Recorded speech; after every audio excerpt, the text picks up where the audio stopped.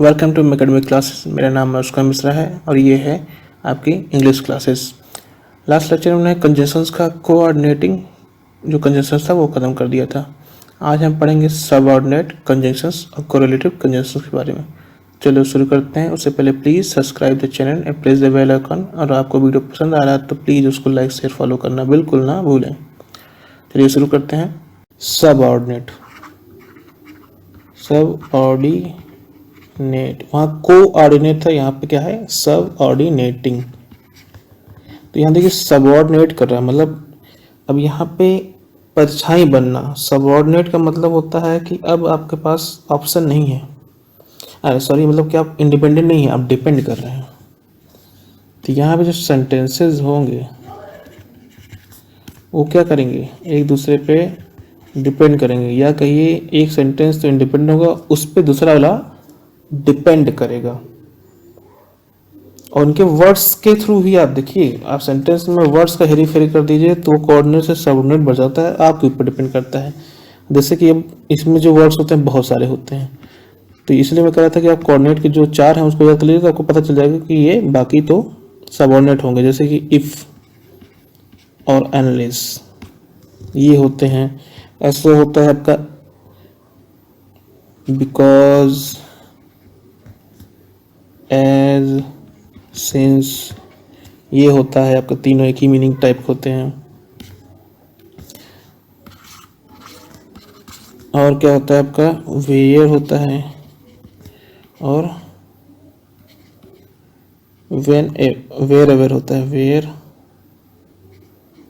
Ever, spelling mistake wherever. और when का जैसे होता है आपका, वेन होता है, इसी के साथ आता है आपका टाइमिंग वाले जितने भी होते हैं, वेन, वेन एवर। और कौन कौन से होते हैं, वीक फोर होता है, आफ्टर होता है, आफ्टर हो जाता है उसमें, टिल और वाइल हो जाता है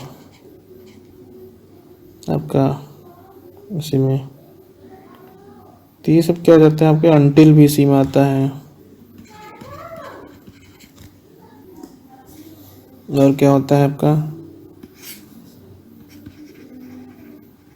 दो हो जाता है, THOUGH, दो हो जाता है। ऑल दो भी होता है इसी में, ऑल दो। और आपका हो जाता है एज, देन, एज और एज भी होता है। तो ये कुछ होते हैं आपके सबऑर्डिनेट वाले वर्ड्स होते हैं। इन्हीं वर्ड्स को जोड़ने पे आप सबऑर्डिनेटिंग सेंटेंस बना सकते हैं। क्लॉजेस जो होते हैं, क्लॉज इसी का पार्ट होता है, इसी से बनता है। तो आपको ये इनको ज्वाइन, इनका यूज करके ज्वाइन कर सकते हैं। एग्जाम्पल से समझिएगा, चलिए जी बहुत ज़्यादा कंफ्यूज ना होइए, एग्जाम्पल समझिएगा। इसमें मतलब क्या कह रहा था कि सेंटेंस एक दूसरे से डिपेंड करते हैं एक दूसरे पे, मतलब एक सेंटेंस इंडिपेंडेंट होता है, दूसरा तो उस पर डिपेंड करेगा ही करेगा। जैसे कि अभी एग्जाम्पल समझिए, एक एक एग्जाम्पल समझिए कि इफ, चलो सेंटेंस अलग अलग, यू विल रन फास्ट, एक सेंटेंस ये हो गया, you will win the race, दूसरा सेंटेंस ये हो गया। एक सेंटेंस है कि यू विल रन फास्ट, तुम तेज दौड़ोगे, और दूसरा सेंटेंस है you will win the race. इसमें दोनों में क्या है, आप इनको दोनों को कंबाइन कर सकते हो, दो अलग अलग सेंटेंस है, इनको कंबाइन कर सकते हो। क्या दे सकते हो आप, यू इफ लगा सकते हो, if you will run fast, अगर तुम तेज दौड़ोगे, अगर तुम तेज दौड़ोगे तो क्या होगा, you will win the race, तुम रेस जीत जाओगे, you will win the race, तुम रेस जीत जाओगे। तो यहाँ कंडीशन लगा दिया कि तुम तेज दौड़ोगे तभी तो जीतोगे, कि ऐसे धीमे धीमे चल के जीत जाओगे। तो वहाँ कंडीशन लगा दी इफ मतलब होता है यदि, इफ मतलब होता है यदि तुम तेज दौड़ोगे, यू विल रन फास्ट, तो क्या होगा, you will win the race, तुम रेस जीत जाओगे। यहाँ पे देखिए दूसरा सेंटेंस, यू प्रैक्टिस हार्ड, और दूसरा सेंटेंस है you can not win. You practice hard, you can not win. तुम प्रैक्टिस हार्ड करो, मतलब कठिन मेहनत करो, कठिन परिश्रम करो, प्रैक्टिस करो। You can not run, you can not win, तुम नहीं जीत सकते। दो अलग अलग सेंटेंस है, दोनों को जोड़ना है, तो कैसे जोड़ेंगे? तो यहाँ पे होगा कि जब तक वर्ड आ रहा है, जब तक तुम कठिन परिश्रम, कठिन मेहनत नहीं करते हो, प्रैक्टिस नहीं करते हो, तब तक तुम जीत नहीं सकते हो।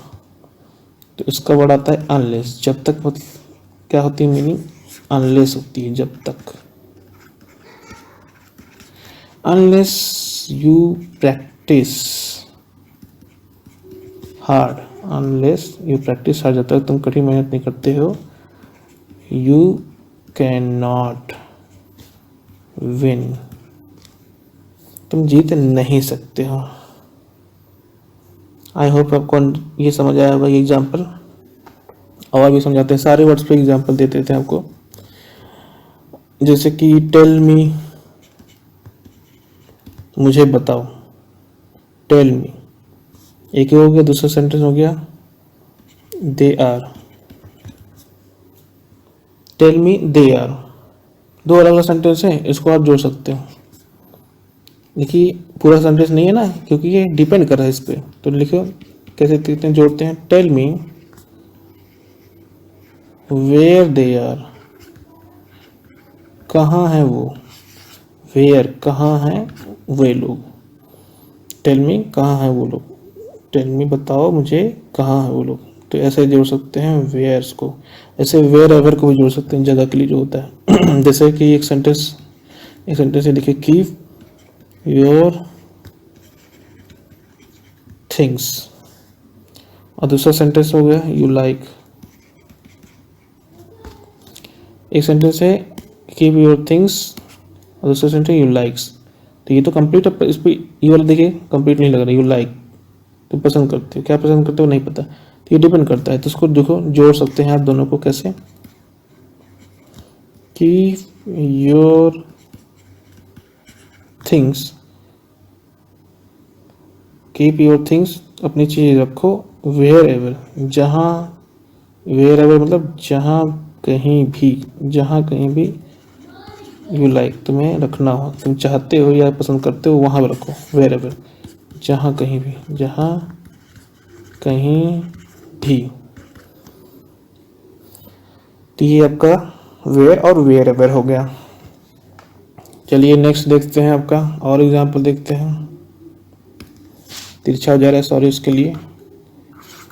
नेक्स्ट एग्जाम्पल देखते हैं। एग्जाम्पल्स अब देखिए, डोंट कम, एक सेंटेंस है कि डोंट कम मत आओ। दूसरा सेंटेंस है आई कॉल यू।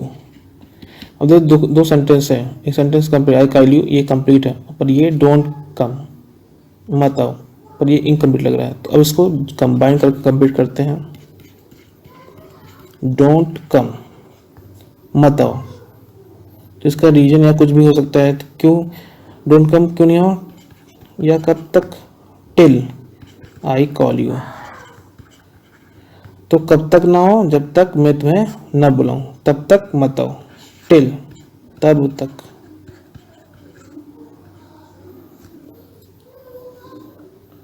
या जब तक, तब तक जब तक, दोनों का मतलब ये है। Don't come till I call you, मत आओ तब तक, या मत आओ जब तक मैं तुम्हें, इसका जब तक लिख लिए, तो मत आओ जब तक मैं नहीं बुलाऊंगा। तो इसका ये आ गया एग्जाम्पल। और देखिए example,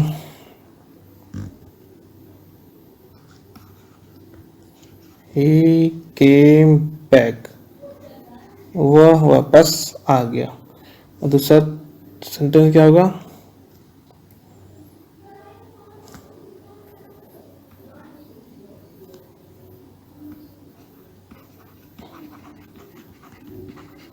the meeting was over,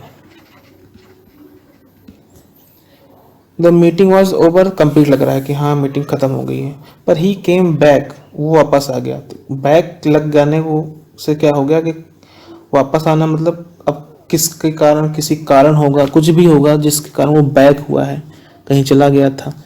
तो ये इसको कंबाइन करने के लिए अब क्या आएगा कि ही केम बैक, वो वापस आया कब, जब द मीटिंग वाज ओवर, जब मीटिंग खत्म हो गई तब वो आया।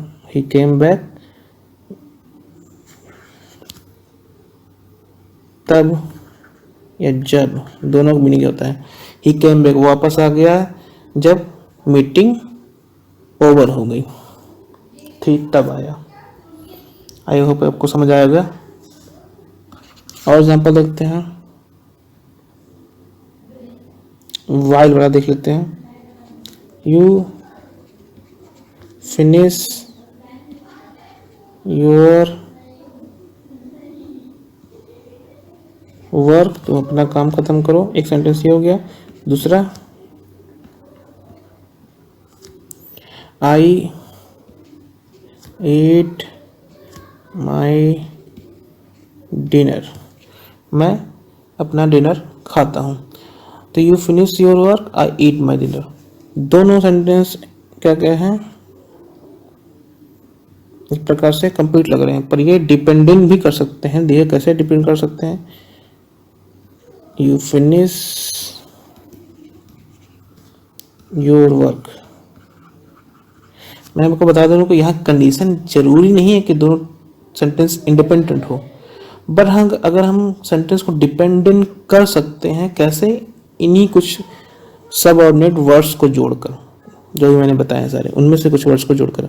जैसे यू फिनिश योर, अपना काम खत्म करो, वाइल, तब तक, कब तक, आई रीड, जब तक तुम अपना काम खत्म करते हो तब तक मैं क्या कर सकता हूँ, आई ईट माई डिनर, तब तक मैं खाना खा लेता हूँ, डिनर कर लेता हूँ। जब तक तुम अपना काम खत्म करते हो तब तक मैं क्या करता हूँ, अपना डिनर खत्म कर लेता हूँ। तो ये एग्जाम्पल्स हो गए, और भी देखते हैं एग्जाम्पल्स। आइए बिकॉज उकाज का एग्जाम्पल देख लेते हैं। जैसे कि आई लाइक दिस फ्लावर, एक हो गया I like this flower.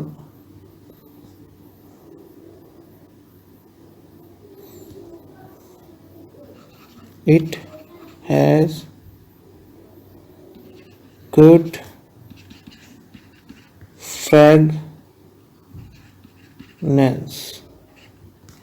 Fragrance मतलब महक होती है, फ्रेग्रेंस मतलब क्या होती है, फ्रेग्रेंस मतलब होती है महक। तो दो सेंटेंस हैं कि आई लाइक दिस फ्लावर, मैं इस फ्लावर को पसंद करता हूँ। दिस फ्लावर बोल दिया मतलब ये किसी भी डिपेंड करने वाला है। दूसरा सेंटेंस क्या है, इट हैज़ गुड फ्रेग्रेंस, तो दोनों को बिकॉज से जोड़ सकते हैं। देखिए I like this flower because it has good fragrance. अब देखिए कंफ्यूज मत होइएगा कि हाँ हम सर कैसे पता करेंगे कि कब बिकॉज लगाना है, कब क्या लगाना है, कब लगाना है वाइल, कब लगाना है अनटिल, कब लगाना है ये। तो ये सब आप पे डिपेंड करता है, आप कैसे सोचते हैं, आप सेंटेंस को किस मीनिंग की डायरेक्शन में ले जाना चाहते हैं। मतलब मीनिंगफुल वर्ड्स होने चाहिए और उसको डायरेक्शन आप पे डिपेंड करता है। ट्रांसलेशन आपको करना है, आपको उसकी हिंदी पता होनी चाहिए अगर आप हिंदी मीडियम से हैं। अगर आप कोई और लैंग्वेज में है तो आपको उसकी लैंग्वेज की मीनिंग पता होनी चाहिए कि आपको उसको इंग्लिश में लिखने जा रहे हैं और इन कंजंक्शंस का यूज कर रहे हैं तो उसकी मीनिंग सेम होनी चाहिए या रिलेटिंग होनी चाहिए। ये नहीं कि मैं सुबह उठता हूँ, ये वर्ड आया है कि मैं सुबह उठता हूँ, उसको इंग्लिश में आप लिख रहे हैं कि I woke up in the morning, I wake up in the morning, उसके बाद कुछ और लिख दें और उसको कंजंक्शन कुछ और लगा के जोड़ दें।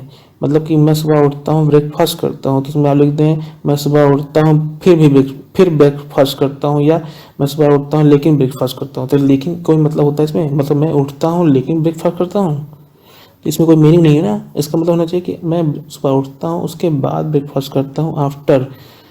तो यही सब जोड़ने का तरीका आपको पता होना चाहिए और उसकी मीनिंग पता होनी चाहिए कि वो मीनिंगफुल हो, रिलेटिंग हो। दो सेंटेंस को आप जोड़ रहे हैं तो वो एक दूसरे से रिलेटिंग हो, एकदम डिफरेंट ना हो कि एक आसमान में है और एक ज़मीन में है। ठीक है, आई होप आपको बस समझ आ रहा होगा क्या बोलना चाहता हूँ मैं। चलिए और एग्जाम्पल देख लेते हैं। ज़्यादा एग्जाम्पल अब नहीं दूंगा, एक और एग्जाम्पल आपको दे देता हूँ। जिसका एग्जाम्पल दूँ, कौन से वर्ड्स थे आपके, बिकॉज, एज, दो, ऑल्दो, वाइल। चलिए एक और दे देता हूँ, देन का दे देता हूँ। I am stronger, I am stronger, he is strong. देखिए मैं स्ट्रांगर हूँ, तो किसी से स्ट्रांग होऊंगा, वो भी स्ट्रांग है तो उसी से स्ट्रांग होऊंगा ना। यहाँ देखिए स्ट्रांगर, किसी स्ट्रांगर होऊंगा तो I am stronger than he. अब देखिए यहाँ पे इज स्ट्रांग लिखने की जरूरत नहीं है क्योंकि ये स्ट्रांगर में आ गया। तो मैं स्ट्रांगर हूँ उससे, मतलब वो स्ट्रांग है तो उससे भी स्ट्रांगर कौन हूँ, मैं हूँ। तो यही सब आपका सबऑर्डिनेट था। अब चलिए पढ़ते हैं कोरिलेटिव। कोरिलेटिव में बहुत ही जान लीजिए डिफरेंट होता है और इसलिए आसान हो जाता है कि आप डिफ्रेंशिएट कर पाएँ कि ये सबऑर्डिनेट या कोऑर्डिनेट नहीं है। ये क्या है, कोरिलेटिव, कोरिलेटिव है ये। जैसे कि ये इनका सबसे बड़ी पहचान है कि ये पेयर्ड में आते हैं,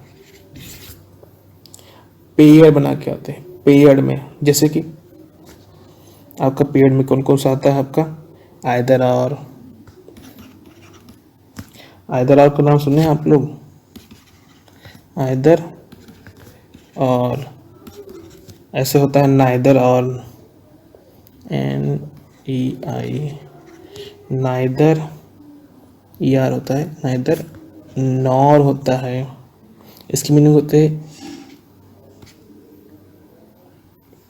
कि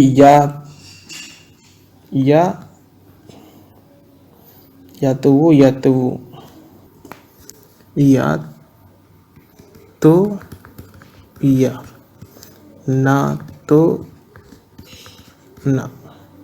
तो ये होता है आपका, इसकी मीनिंग होती है। ऐसे और भी होते हैं जैसे कि नॉट ओनली बट ऑल्सो, बहुत इंपॉर्टेंट होता है ये, नॉट ओनली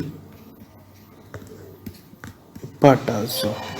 देखिए सर कंबाइन है ये पूरा, एक बीच में यहाँ पे कुछ आता है सेंटेंस, उसके लिए फिल इन द ब्लैंक्स रख दिया गया है। ये भी कंबाइन है, नॉट ओनली यहाँ शुरू होता है और यहाँ बीच में कुछ वर्ड्स भरे जाते हैं, उसके बाद बट ऑल्सो। इसका मतलब होता है कि ना केवल बल्कि, ना केवल बल्कि। बोलते हैं ना कि उसने मेरे लिए ना केवल गिफ्ट खरीदा बल्कि वो मुझे घुमाने भी ले गया। तो ये सब ऐसे वर्ड्स कंबाइंड में आते हैं।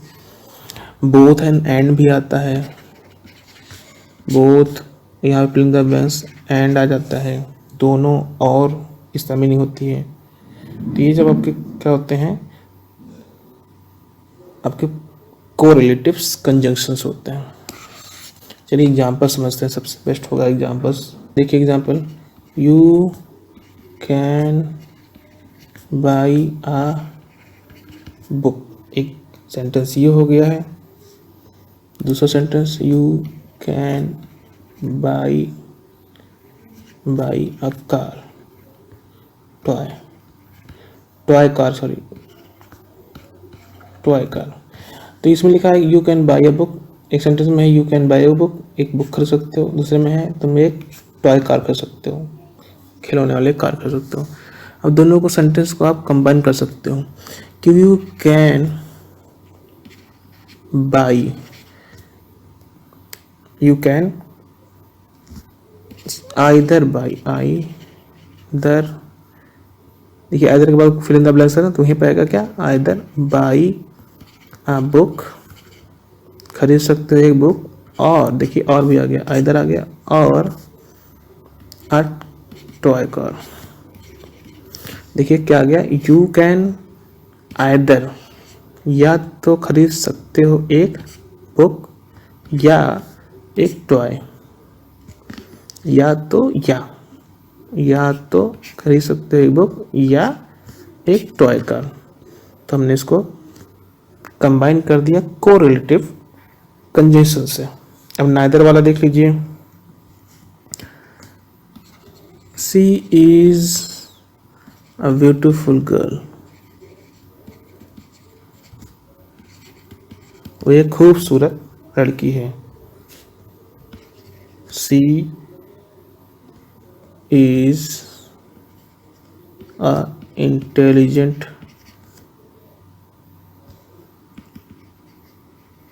गर्ल। देखिए हमने तारीफ कर दी किसी की कि वो एक ब्यूटीफुल लड़की है और वो इंटेलिजेंट भी है, बट दो सेंटेंस में अलग लिखा। अब इसको कंबाइन कर दें, अब देखिए बेइज्जती कर देंगे उसकी। हम कैसे बेइज्जती करते हैं,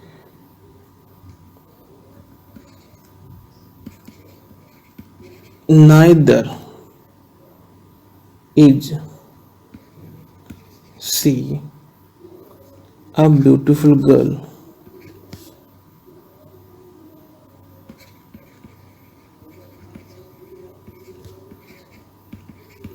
ना तो वो एक खूबसूरत लड़की है,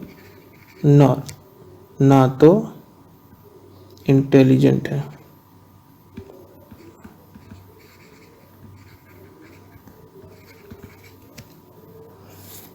गर्ल लिखने की जरूरत नहीं, एक बार लिख चुके हैं। तो ना तो वो एक खूबसूरत लड़की है और ना ही इंटेलिजेंट है। देखिए दोनों को हमने कंबाइन कर दिया, नॉर इज सी, तो हमने यहाँ पहले उसकी तारीफ की कि सी इज अ ब्यूटीफुल गर्ल, दूसरी बार तारीफ की सी इज अ इंटेलिजेंट गर्ल, वो खुश हो गए। उसके बाद हमने दोनों सेंटेंस कंबाइन करके उसकी बेइज्जती कर दी कि बोला कि neither is she a good beautiful girl, ना ही वो एक खूबसूरत लड़की है, नॉर इज सी इंटेलिजेंट, ना ही वो दिमागदार है, इंटेलिजेंट नहीं है। फिर मिला के हमने इसको कंबाइन कर दिया नाइदर नॉर से। ऐसे बट ओनली ऑल्सो वाला भी, नॉट ओनली बट ऑल्सो वाला भी देख लीजिए। एग्जाम्पल कंबाइन डायरेक्ट कर देते हैं। देखिए नॉट ओनली, ना तो रेड,